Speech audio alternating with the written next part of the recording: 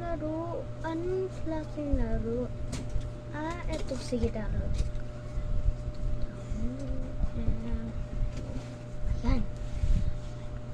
Alright. Okay. So, okay. So, mamimili ka dito. First, gagawa ka ng character mo.